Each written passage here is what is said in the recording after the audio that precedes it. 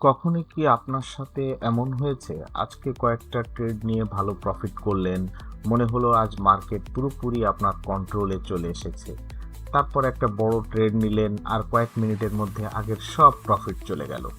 কেন এমন হয় জানেন? এর বড় একটা কারণ হলো ওভার কনফিডেন্স।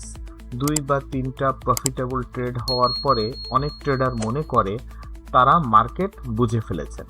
তখন লট সাইজ কিন্তু আস্তে আস্তে বাড়াতে থাকে।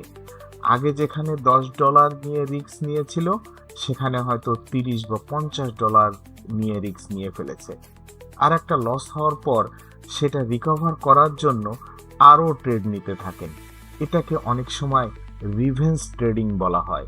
সমস্যা হলো মার্কেট আপনার আগের প্রফিট বা লস সম্পর্কে কিছুই জানে না।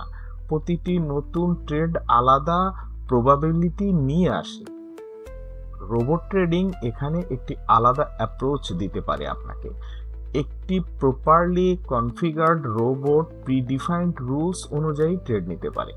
আপনি পরপর 3টা ট্রেডে প্রফিট করলেও রোবট নিজের ইচ্ছায় লট সাইজ বাড়াবে না, যদি সেটা সিস্টেমের রুলসের মধ্যে না থাকে।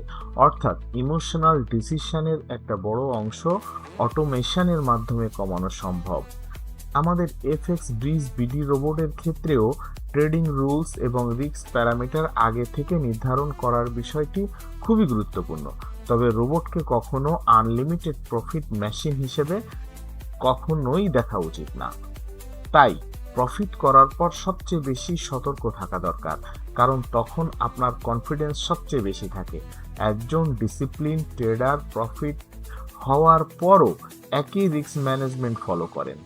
আজ $20 প্রফিট হয়েছে বলে কাল $100 রিস্ক করার কোনো দরকার নেই। ট্রেডিংয়ে লক্ষ্য হওয়া উচিত একটা ভালো ডে এর প্রফিট নয়, লক্ষ্য হওয়া উচিত দীর্ঘ সময় ধরে অ্যাকাউন্টকে কন্ট্রোলড রিস্ক এর মধ্যে রাখা। ধন্যবাদ সবাইকে। You got this, man.